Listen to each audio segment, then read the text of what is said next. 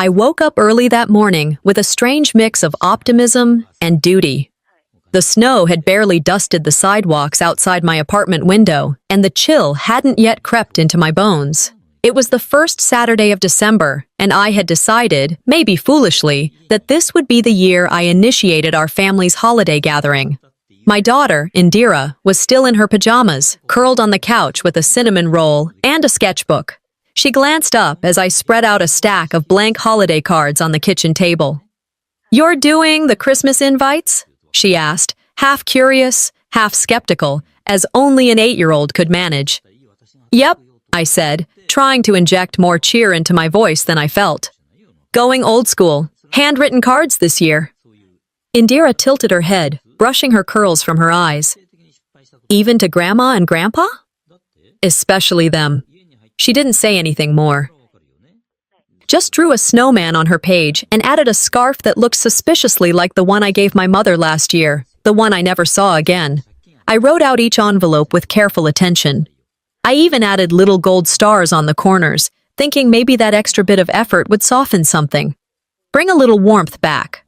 Later that afternoon, after putting Indira down for her nap, I picked up the phone. Calling my mother used to be a comfort.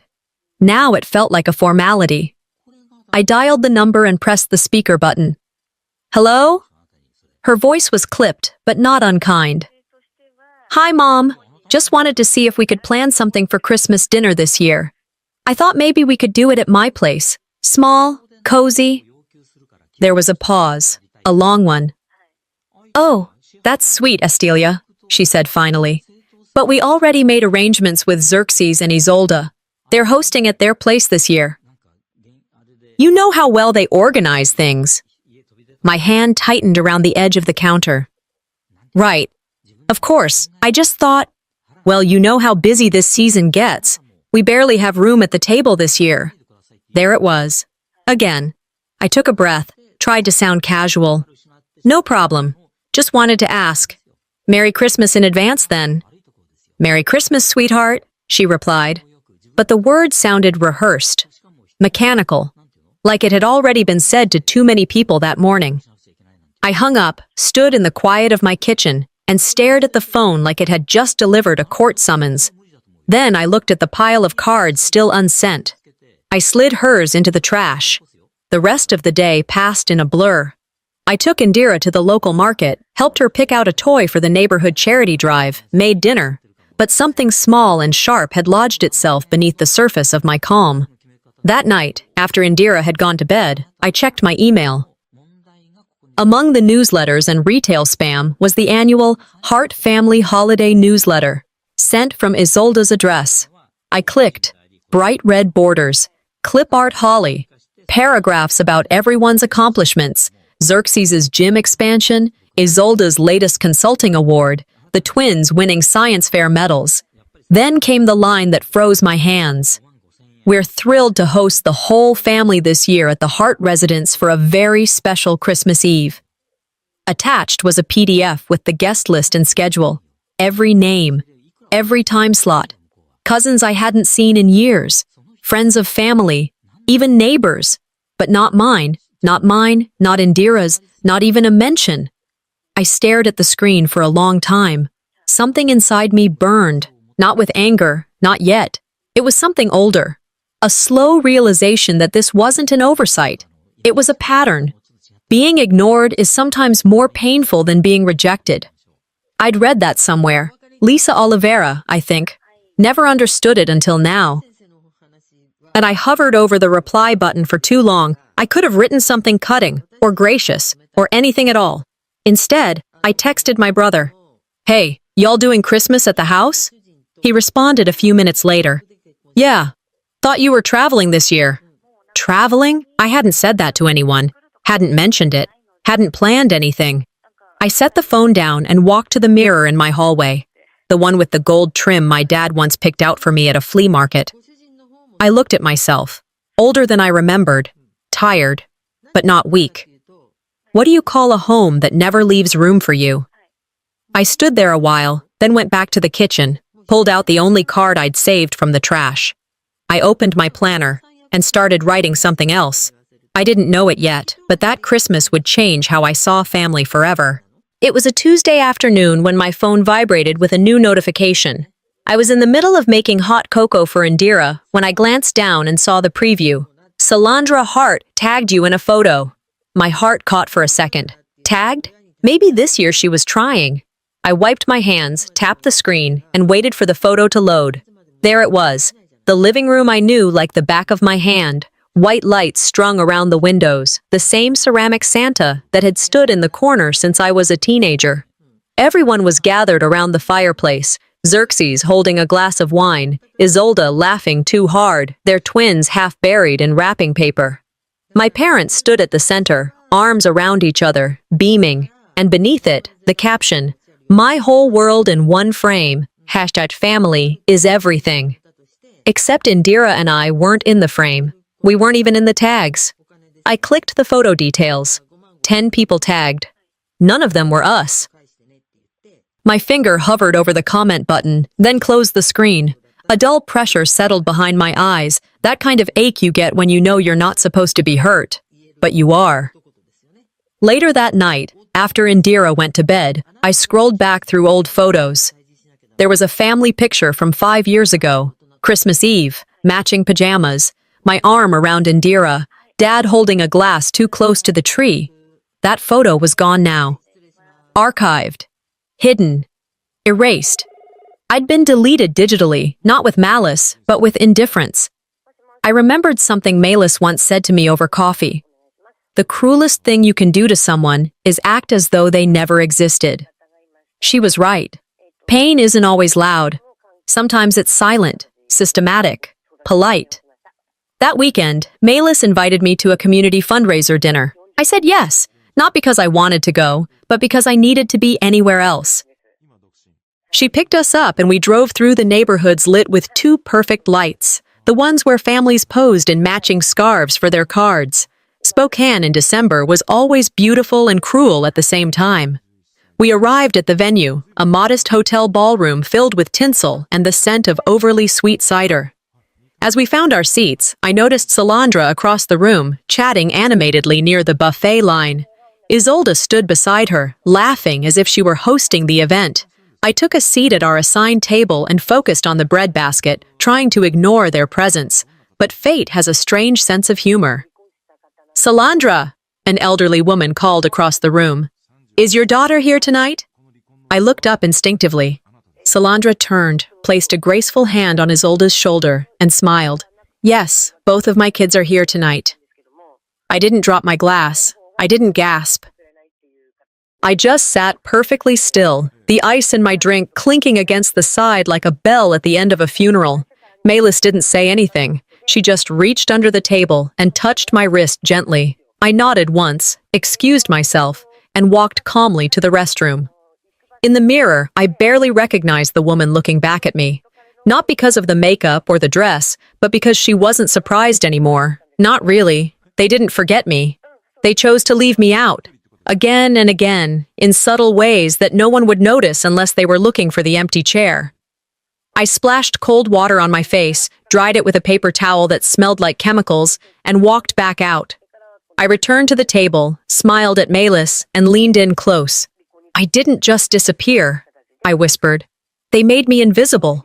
She nodded, her eyes sharp with understanding. We left before dessert. That night, back home, I sent a text to Xerxes. Mom called Isolde her daughter, twice. In public. He replied 20 minutes later. She was just trying to be polite. Don't read into it.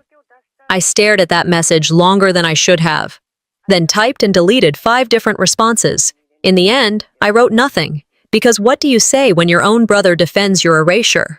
Politeness can be more violent than insults. It was close to midnight when I finally got Indira into bed. She curled up beside her favorite stuffed llama and whispered, "Are we going to Grandma's on Christmas?" I kissed her forehead. "Not this year, baby." She didn't ask why. When the apartment was quiet, I sat at the kitchen table and opened my laptop. I found the photo again, the one with everyone, the one where we didn't exist. I stared at it, not with tears, but with focus. Then I opened a new document and started typing. Not a reply, not a blog post, not a rant. Something else entirely. I wasn't just being left out. I was being rewritten. The room buzzed with conversation, forks clinking against ceramic plates, and the hum of a holiday fundraiser that tried too hard to feel like something festive. I stepped into the church's reception hall and was immediately greeted by someone I didn't know who smiled just a little too tightly and handed me a place card. Astelia Hart, table 8, she said, pointing toward the corner near the stage speakers. I walked in that direction, noticing that the front tables, closer to the buffet and farthest from the sound system, were filled with people I used to call family. My mother sat at one, adjusting her pearl earrings, sipping wine, while Isolde chatted with the event coordinator like she owned the building. When I reached table 8, I stopped. The chairs were half-sized, decorated with glitter glue and candy canes. The name tags read Liam, Sophia, Zane, and now, Astelia. I looked at the small plastic seat and then at Indira, who was already seated next to it, her eyes wide with confusion. "Why do you have the tiny chair, Mommy?" she asked, leaning toward me. I hesitated. "Looks like they ran out of big ones." "Didn't they know you were coming?" "I guess not." I sat down anyway. What was I going to do? Make a scene in a church hall? I folded my legs awkwardly, trying not to tip over. Indira giggled a little, which helped, but I could feel the heat rising to my face as people glanced over and just looked away. I laughed with the kids at the table, told them jokes, passed out napkins, complimented glitter glue masterpieces. I performed. Because that's what you do when your absence has been rehearsed by everyone else. You pretend being there is enough. But inside, something old and bitter stirred. My mind wandered back to last winter. The days after Dad's second stroke. The hospital lights blinking above his bed, the sharp smell of antiseptic that clung to my coat. I was the one who sat next to him at 3 a.m., when his heart monitor beeped too fast and he gripped my wrist like he was falling through something I couldn't see. I brought soup. I changed his socks. I handled insurance calls when Salandra didn't answer hers. I remember holding his hand in the dark while he mumbled in his sleep, begging someone, I think it was my name, to not leave him. I stayed awake until morning. When Salandra and Xerxes finally arrived, holding matching coffee cups, Salandra kissed his forehead and said loudly, "We've been here all night, Daddy." I didn't correct her, not because I was being kind, but because I realized, then and there, that they weren't ashamed of erasing me. They had simply normalized it. Tonight was no different. Dinner was served around 7. Paper-thin chicken with watery green beans. The kids munched on rolls and giggled through lemonade spills. Indira leaned toward me and asked, "Did you ever help run one of these things?" "Maybe once," I said, careful not to let anything crack. Across the room, I heard Salandra's voice rise with that signature, syrupy praise she reserved for people who didn't challenge her. "Isolde really made this whole thing happen," she said to a group of women beside her. "Planning, coordinating, managing the twins. I don't know how she does it. She's the glue that holds us together." Not a word about who used to do all that before Isolde wore the title. Not a mention that it was me who used to run church holiday fundraisers when Xerxes still needed help tying a tie. Not even a nod in my direction. The ache wasn't sharp anymore. It was dull, constant, like frostbite numbing the memory of warmth. I stayed through dessert, took a picture of my place card, snapped a discreet shot of the seating chart, uploaded both to a private folder on my drive titled Ledger. They wanted me to forget, but forgetting is a privilege I no longer afford them. As the room emptied out, people began to gather near the door for hugs and goodbyes. I stood, thanked the volunteers, and walked slowly toward the coat rack. As I slipped my arms into my jacket, Isolde brushed past me and whispered, "Thanks for handling the kids' table. You're always so adaptable." I didn't respond, didn't even blink, but my gaze didn't leave the exit door. Outside, the wind bit my cheeks as I stepped into the night. Indira held my hand, skipping a little, humming a tune she must have heard during dinner. We reached the car, and as I buckled her in, I looked up at the church windows. Warm light spilled out onto the snow. Inside, they toasted each other with cider and smiles. But I wasn't angry. No, not this time. I was remembering, cataloging, building something stronger than resentment. I whispered to myself as I closed the car door. I deserve a seat at the table I helped build. They may have rewritten the story, but I still remember the blueprints. 10 days before Christmas, our small apartment looked like a wrapping station gone slightly rogue. Paper scraps everywhere, tape stuck to socks, Indira's glitter glue somehow making its way onto my coffee mug. She sat cross-legged on the floor, sketching reindeer with little hearts instead of antlers, while I lined up boxes and gift tags with surgical precision. This year, I was determined to send everyone something. No matter how distant they'd grown or how loud their silence had been, I told myself that staying gracious was the last piece of control I still owned. I labeled each package carefully. To Grandma, to Grandpa, to the twins, to Isolde and Xerxes. As I folded the last square of snowman printed paper, Indira looked up from her drawing and asked, "Do you think Grandma will send me something this year?" The question dropped like a stone. I didn't look at her right away, just kept taping the final edge. "I'm not sure, sweetie." "She didn't last year," Indira added. "Or the year before." I finally met her eyes. She wasn't sad, just curious, and that cut deeper than anything else could. "She probably got busy," I said automatically, like a reflex I hadn't yet unlearned.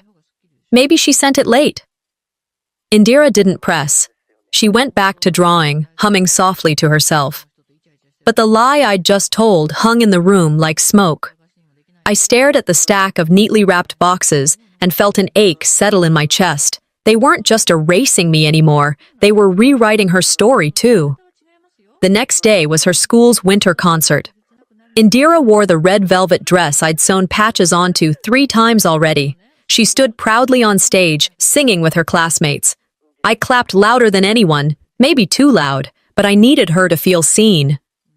Afterward, her teacher, Mrs. Dunley, pulled me aside gently. "Indira made something during art time," she said, handing me a drawing. It was a family tree, colorful, a little crooked, sweet, and noticeably missing 2 people. I asked her if she forgot to include her grandparents, the teacher continued. She said, "I don't think they like me much." I thanked her, folded the paper, and walked back to the car in silence. 3 days later, we stopped by the neighborhood craft fair, a cozy event filled with homemade candles and kids selling hot cocoa with half-melted marshmallows. Indira spotted her cousin Lena by the cookie booth. "Lena!" she called, running over. "Did you get anything from Grandma yet?" Lena grinned and pulled a phone from her coat pocket. "She got me this, early Christmas gift." Indira blinked. "She never sends me anything. Why?" Isolde, standing nearby with her arms crossed, chimed in like she'd been waiting. "She probably forgot. You live far away, sweetie." I clenched my teeth. We lived 15 minutes apart. I took Indira's hand and walked away, not bothering to say goodbye. My palms burned as I gripped the steering wheel on the way home. That was it. The last time I'd pretend not to see what they were doing. That night, after Indira went to sleep, I opened my laptop and began writing. An email to my mother. Every word precise, every sentence deliberate. I told her how much it hurt, how many years I had spent making excuses on her behalf, how Indira now asked questions I couldn't answer with a straight face. I told her I didn't want apologies, just acknowledgement, something she had withheld like a prize for obedience I never agreed to. I didn't send it. Not because I was afraid, but because I knew that silence, when chosen intentionally, could be louder than any message. There's power in not sending things, but there's danger in staying quiet too long. The next morning, as I brewed coffee and checked my messages, a photo popped up in the family group chat, a collage. Grandkids 2023, smiling faces, pajamas, presents. Indira wasn't in it. And no caption, no apology, no recognition. I looked at my screen, then at the envelope I'd labeled "To Grandma," still sitting on the table. I walked over to the printer, clicked print, and selected the draft email. If they wanted to pretend we didn't exist, I'd show them every detail they chose to ignore. They hadn't just left us out. They'd crafted a world where we never existed. I held the box in my hands for a full minute before I opened it. It had no return label, but I didn't need one to know where it came from. The handwriting was unmistakable, elegant, dramatic cursive that tried too hard to be graceful. My mother always said her penmanship reflected her character, poised, deliberate, intentional. Inside was the scarf I'd hand-knitted for her, cream-colored cashmere, woven over several evenings while Indira slept. I had spent more time on it than I'd ever admit, choosing a pattern that reminded me of the lace she used to wear when she'd dress up for Christmas services. It was still perfectly folded, still pristine, untouched. Taped to the front was a yellow sticky note. Doesn't match the living room palette. Maybe you can use it instead. No, thank you. No signature, no heart. Just a sticky note that sucked the breath from my lungs. I didn't cry. I didn't scream. I just stood there, scarf in one hand, note in the other, wondering if she even knew what she was doing, or worse, knew exactly. They say passive aggression is still aggression, but I was starting to think it was something worse. It was designed cowardice, cloaked in politeness. That night, as I poured myself tea I didn't want, I opened the family group chat. The last message from me was a week ago, a picture of Indira's art project from her school concert sent with the caption, "Wishing you all a warm holiday season from our side." 2 blue check marks. That was it. Since then, the thread had come alive. New memes. Photos from Salandra's wreath decorating night.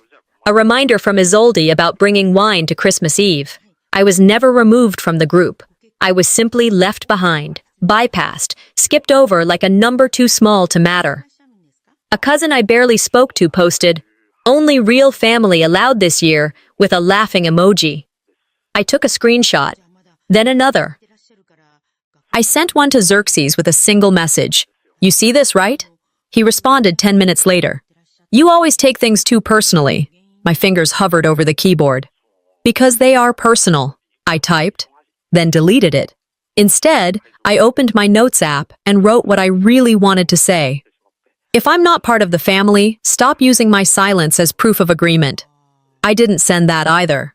What I did do was open my social page, rarely used, and posted something that wasn't meant to be subtle. Loyalty doesn't mean submission. It ends when silence starts to hurt. Malis commented under it, "Took you long enough." I didn't reply, but I smiled a little.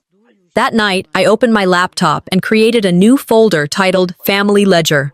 I began dragging in every screenshot, every ignored message, every returned gift and passive slight I'd collected over the years, but never named.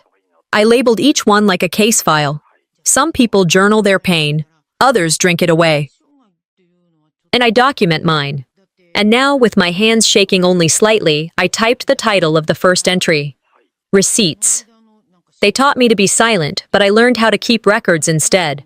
The cookies were still warm when I wrapped them in parchment and tucked them into the tin. I didn't add a card. There didn't seem to be a point anymore. These weren't gifts of warmth or tradition. They were gestures. Obligations that lingered like the scent of cinnamon long after the sweetness faded. Indira rode with me to the old neighborhood. She had a snow globe on her lap and kept shaking it until the tiny flecks swirled madly. "Do they still have the reindeer lights on the roof?" she asked. "I guess we'll see," I murmured, pulling into the driveway. I stepped out with the tin in one hand, the keys in the other, my old set, the ones I'd used since college. It was more habit than hope when I walked up the porch and tried the front door. The key didn't turn. I tried again, slower this time. Nothing. Isolde opened the door before I knocked. Her expression tightened, the kind of look people give when the wrong guest arrives an hour early. "Oh, didn't Dad tell you?" she said, blinking like she was doing me a favor. "We changed the locks after the refinance. For security, you know." "No, I didn't know." She tilted her head, still holding the door half shut. "Well, it's just been a lot of changes. The paperwork moved fast." I handed her the tin. She took it, but didn't invite me in. Back in the car, Indira asked, "Why didn't we go inside?" "They were busy," I said. The lie slid too easily this time. The next morning, Malis stopped by my office. She'd brought coffee and curiosity. I told her what happened, about the locks, about Isolde. She didn't even flinch. Want me to look up the property records? She offered. 5 minutes later, she had the documents. Here, she said, pointing to the screen. Transferred 6 months ago. The property's now in Isolde Mercer's name. Not a shared trust, sole ownership. Looks like it was restructured as part of an estate efficiency plan. I stared at the screen. My childhood home, the one with the chipped tile I helped grout, the backyard fence I painted during the summer I turned 12, was now legally hers. They didn't forget, Malis said quietly. They just didn't include you. The next day, I was at the house again. This time, they let me in. Salandra was setting up floral arrangements with Isolde, barking orders about linen colors. I walked into the hallway out of habit, looking for the photo. The graduation picture. The one where I was wearing the blue dress we bought at a thrift store and Dad insisted was power color. It was gone. Where's the photo that was here? I asked, pointing to the blank wall near the stairs. Salandra looked up. Oh, we're simplifying. Too much clutter. I turned to the gallery wall they had just installed. Xerxes, Isolde, their kids, framed in gold, smiling. No trace of me. Not one. I stood in that silence until it was loud in my ears. Then I found my voice. Was I always this disposable, or did I do something to earn it? Narian looked up from his phone. Astelia, please, don't start drama. Salandra placed a wine glass on the counter. You've always lived on your own terms. We assumed you didn't want to be part of the family way. I blinked, swallowed, and still didn't cry. I didn't opt out, I said. You shut the door before I could knock. No one answered. I left. On the sidewalk, I took a picture of the bare wall through the window. Later, I scanned the deed Malis had printed. I opened a new folder on my laptop. Inheritance of Silence. I dragged the files in. They gave me nothing, and now they want to frame it as my choice. That night, as I sat beside Indira reading her favorite winter book, she suddenly looked up and asked, "Was that ever your house, Mommy?" I closed the book slowly. It was supposed to be, until someone decided I didn't belong in it anymore. She rested her head on my shoulder. After she fell asleep, I opened the family ledger. I scrolled to chapter 6 and typed the title at the top of a new page. Asset reassignment. The locks changed, the pictures vanished, but the story wasn't over yet. It was a freezing Thursday evening, the kind that gets into your knuckles and your spine. Indira was already in her pajamas, curled up on the couch under a fleece blanket, waiting for our annual tradition, a silly Christmas movie, popcorn, and marshmallows stuck to everything. I clicked open the Netflix app on the TV and was greeted by an error message. Access denied. Credentials have been updated. At first, I thought it was a mistake. Maybe a password reset. I reached for my phone and texted Isolde. Hey, did the family change the Netflix login? She replied faster than usual. We're streamlining household users. Hope you understand. Streamlining. It hit harder than expected. Not because of the subscription, but because of what it said out loud without saying anything at all. They didn't just change the password. They confirmed, in yet another way, that I was no longer part of what they called the household. I looked over at Indira, her eyes still hopeful. Did it work? I forced a smile. Let's try a book tonight. Later that night, I got a ping from Malis. You might want to see this, she wrote, attaching a screenshot. It was from Isolde's social feed, her golden retriever Charlie wrapped in a quilt. My quilt, the one I'd made by hand and given to Salandra last Christmas. Soft cream and blue squares, hours of stitching.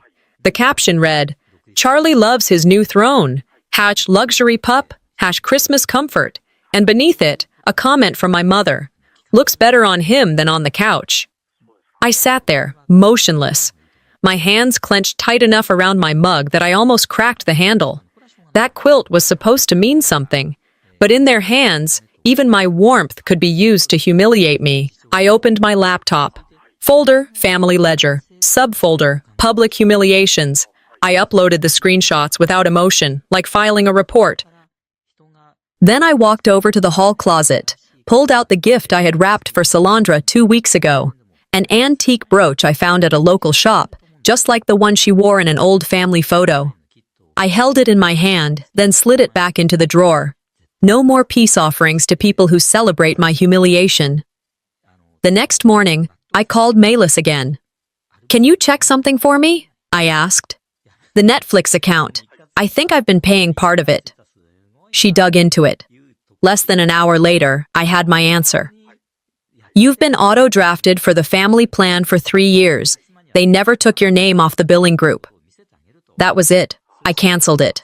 And then I wrote a message. Not a plea, not a confrontation, just a closing line. "To whom it may concern, this is my final act of invisible generosity. May your streaming continue uninterrupted." I sent it to the group thread. No one replied, but the silence wasn't heavy this time. It was mine. That night, I posted something subtle but deliberate to my own page. Some families cut you off quietly, others wrap their cruelty in fur and hashtags. I didn't tag anyone. I didn't have to. A few likes came in, mostly private messages. A distant cousin wrote, "I've noticed too." A childhood neighbor said, "Thought it was just me." But what meant the most was Indira, sitting beside me on the couch, reading the comments. "I don't want to go over there anymore," she said plainly. I looked at her. "You don't have to," I replied. A beat passed. "Promise?" "I promise." We watched a movie that night using a new account, one I set up just for the two of us. I named the profile, Us. Just before midnight, as I was turning off the lights, my phone buzzed. Unknown number, no message body, just a single line. "If you keep making this public, you'll regret it." I stared at it for a moment. Then I took a screenshot, saved the number, and whispered out loud, "Let them come." I'm not deleting anything. They wanted me quiet. They'll regret giving me reasons to speak. It was Christmas Eve, and Spokane was buried in white. The kind of snow that made everything look peaceful, until you stepped in it and realized how cold the world really was. Indira had picked her dress, red velvet with a ribbon I'd sewn back on the night before. She'd also made a card for my father. A little drawing of the two of them standing under a cartoon Christmas tree with the words, "Love you, Grandpa," scribbled in shaky glitter pen. We loaded the car in silence. I carried small gift bags, simple things, books, a tea sampler, a new wool scarf. Nothing grand, but carefully chosen. The kind of gifts you give when you still believe the gesture matters more than the price. I'd rehearsed my line in my head at least a dozen times on the drive over. Just thought we'd drop by for a minute. Harmless, non-confrontational, because this wasn't about being welcomed, it was about refusing to disappear quietly. Halfway across town, my phone buzzed. A message from Salandra. "So sorry, car battery died, won't make it tonight." That was it. No context, no warmth, just another flat excuse. I read it twice. My grip on the wheel tightened. Then Malis texted, "Thought you should see this." Attached was a screenshot of Isolda's Instagram story. Cozy Christmas vibes with the full crew. It was a photo taken just an hour earlier. Their house lit like a department store window. Salandra holding a glass of wine, Narian unwrapping a gift, everyone smiling, everyone present, everyone except us. I said nothing as I pulled into the familiar driveway. Indira looked up from her card and asked, "Are we going inside?" "Yes," I said. "We're just saying hello." The snow crunched beneath our boots as we walked up the steps. I knocked. No answer. Knocked again. The door creaked open. Narian stood in the frame, face drawn tighter than I remembered. "You shouldn't have come," he said, eyes flicking down to Indira, then back to me. Inside, I could hear laughter, music, the rustle of wrapping paper. "We already told you," he said, voice low. "You're not part of this family anymore." Indira stepped forward, holding out her card. "I made this for you." He didn't take it, just stared at it like it was something fragile and dangerous. From behind him, Isolda appeared. "Didn't you get the message last time?" she said, her tone light but laced with venom. The silence between us was thick. I could feel Indira's confusion like a physical ache beside me. I didn't argue, didn't plead. I simply placed the gift bags on the porch, took Indira's hand, and said, "Merry Christmas to all." Then I turned and walked us back to the car. Inside, as I buckled her in, Indira asked, "Did we do something wrong?" I looked into her eyes, those same hazel ones I'd seen in my own reflection. "No, baby, we just showed up where truth wasn't welcome." The drive home was quiet. Not the kind of quiet that's empty, but the kind that's heavy, that tells you something inside has officially ended. That night, after I got her to bed, I stared at my phone. It was still open to Melis's screenshot. I uploaded it, captioned it with a single sentence. "We weren't excluded. We were intentionally erased." Within minutes, my inbox filled with messages. Not from family, of course, but from others. People who had watched from the sidelines, who'd seen just enough to wonder, but never enough to intervene.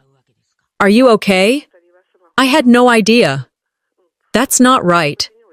I turned off the notifications. Then I opened my laptop, pulled up the folder labeled Family Ledger, and started a new subfolder. Chapter 8. Erasure. Erasure isn't the end. It's the beginning of evidence. I woke up late on Christmas morning. No texts, no calls, not even the obligatory emoji from Salandra. The apartment was quiet. Outside, the streets were still white and untouched, the city muffled by snow. In the kitchen, Indira stood on her step stool, buttering toast with the careful concentration of a child doing something grown up. She didn't ask about grandma, didn't mention gifts, just handed me a slice and said, "Merry Christmas, Mommy." I kissed the top of her head, pretending that moment was enough. In some ways, it was. This was the first Christmas where I wasn't waiting for them to change, and for once, I didn't feel guilty about not going back. Later that morning, while Indira worked on a puzzle in the living room, my laptop pinged with a new message from Melis. Subject line, FYI, confidential. I opened it slowly.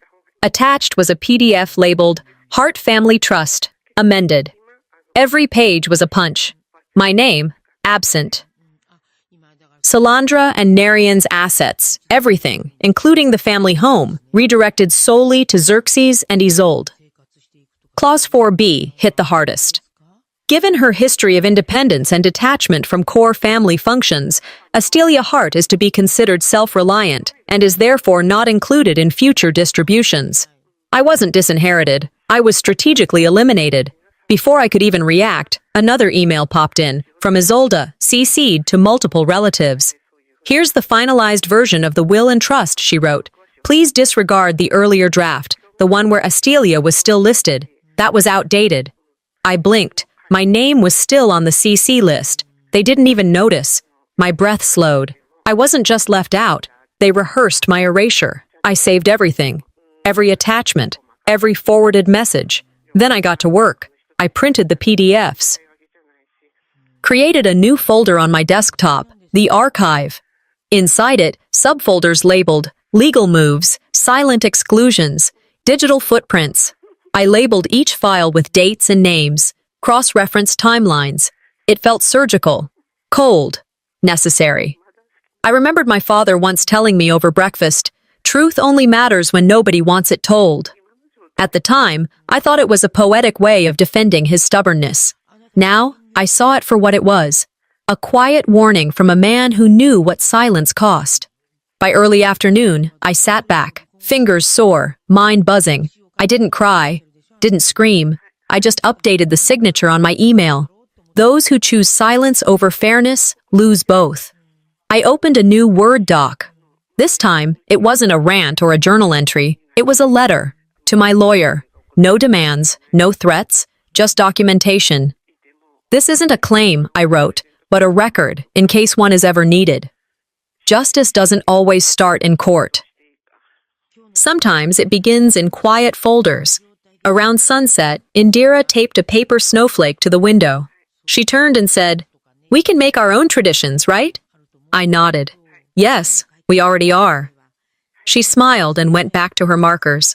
I sat down on the couch and picked up my phone, ready to let the day be done. But then it buzzed. New email, from an anonymous Gmail address. Subject, Trust Addendum, you should know. I opened it. Text only. "Just wait until you see what else they've changed." I stared at the screen.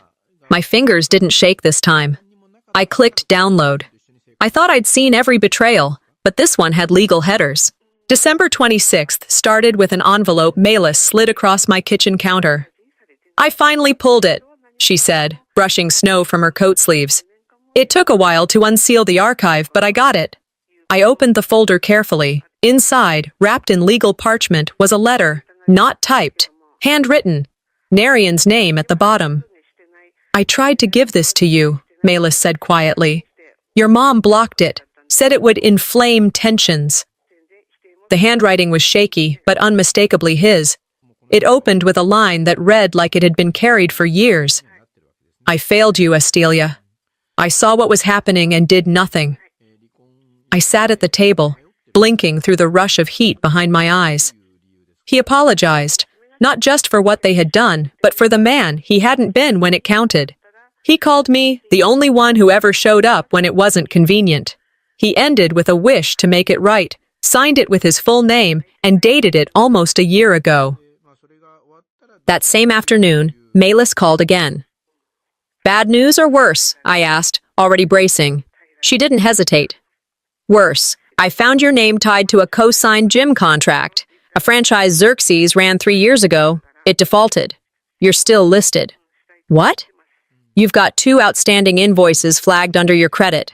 The main account contact? Isolda." I could hear the blood in my ears.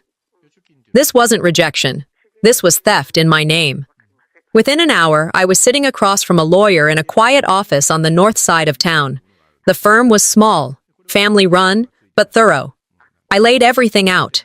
The will, the trust amendments, the email from Isolda, and now the gym debt. "Do I have grounds?" I asked. "Technically? Yes," the attorney replied. "Financial fraud, identity misuse. But it depends on what you want. Vengeance or distance? I want them to stop using my silence as permission." He nodded. "We can start with a cease and desist." That night, I typed a letter that didn't shake. "To Isolda Mercer and Xerxes Hart, you are hereby notified that if my name appears again, whether in financial contracts, legal documentation, rumor, or insult, you will be receiving notice from my legal representation, not my family phone tree. This isn't about revenge, it's about boundaries, and I've finally set mine." I signed it, sent it, no read receipt needed.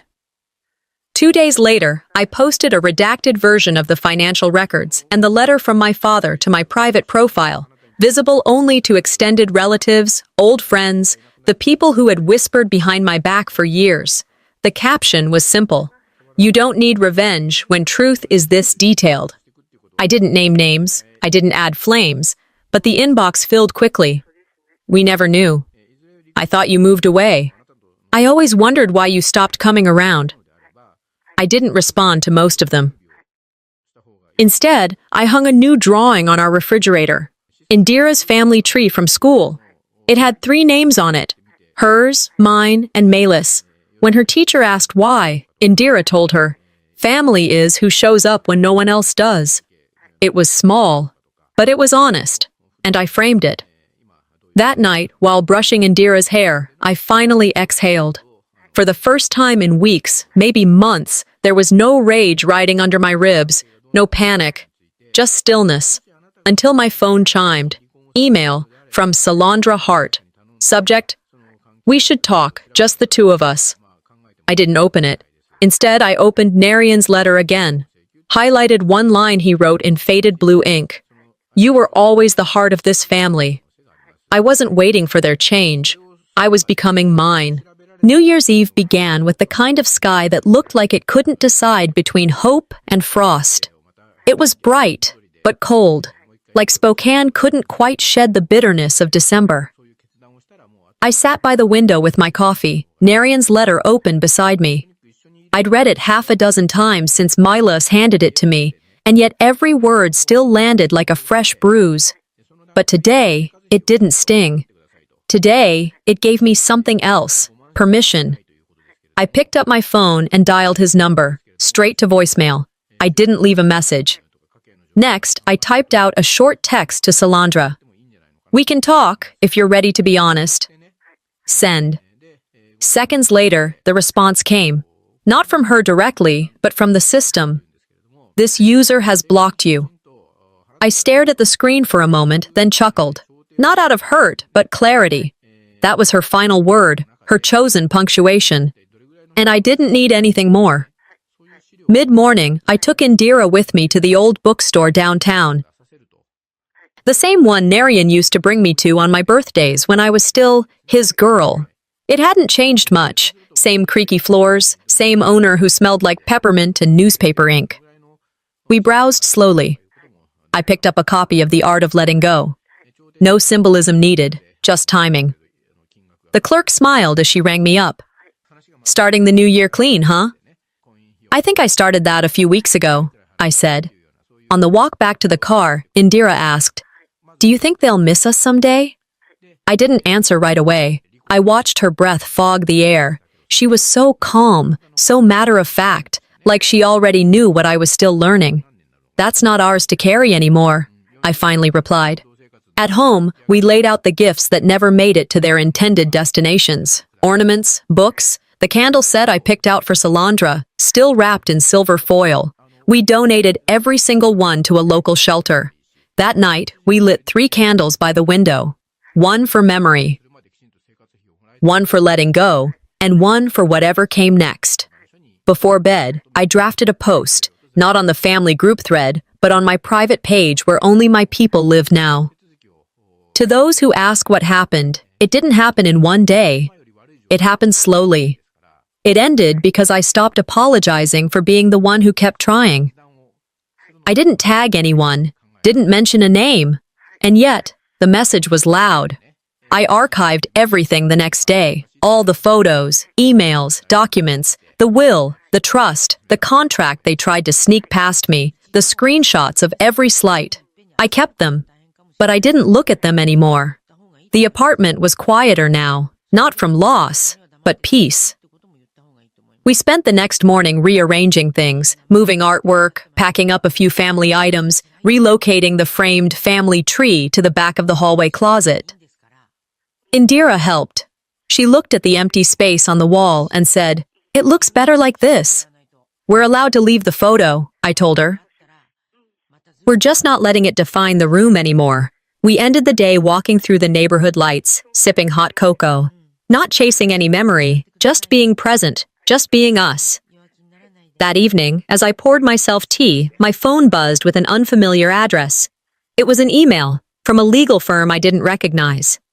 Subject: Hart Estate, Secondary Clause Verification. The message was brief. "Dear Ms. Hart, Mr. Narayan Hart listed a handwritten clause separate from the revised will. We'd like to verify the contents with you for record purposes." Attached was a scan.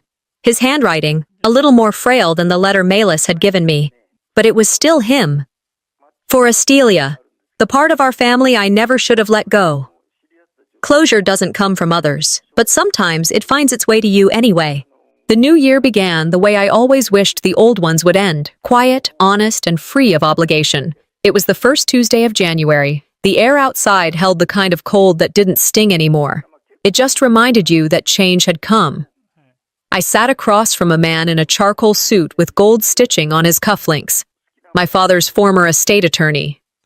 "I want you to know," he said as he handed me a sealed folder. "This clause wasn't typical, but it was valid, handwritten, dated, and witnessed. Your father knew exactly what he was doing."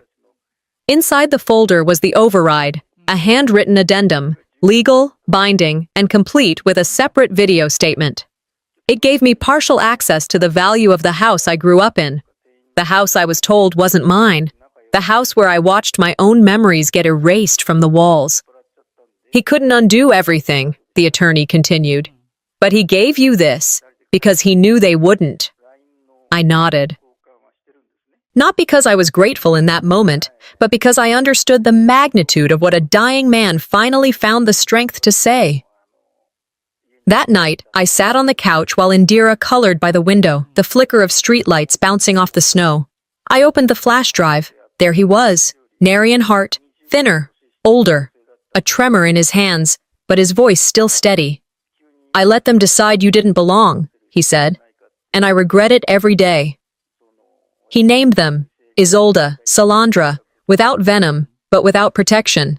He said he knew the quilt had been turned into a joke, that the trust had been altered behind closed doors, that he saw the conversations, but stayed silent, that it was easier to keep peace than speak truth. "I don't expect this to fix anything," he said, "but I hope this gives you back what they took." I watched it twice. Then I sent the file to my notary, then my lawyer.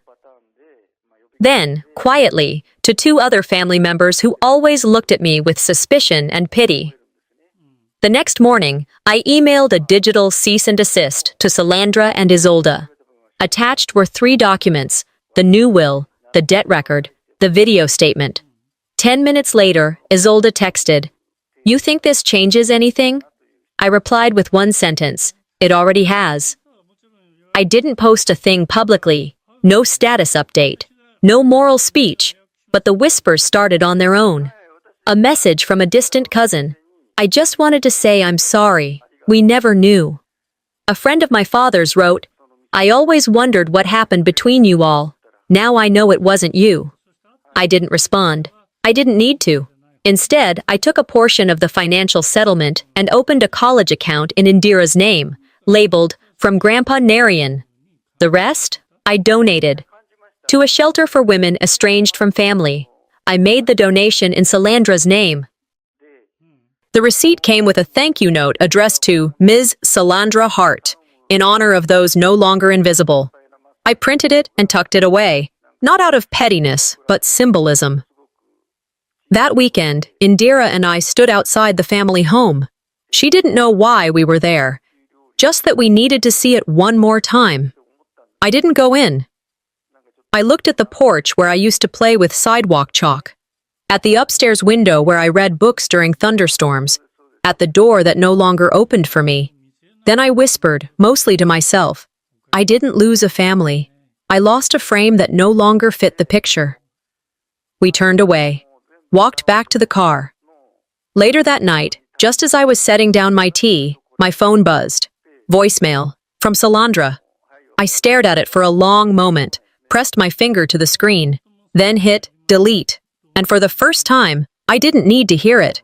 I already had everything I came for.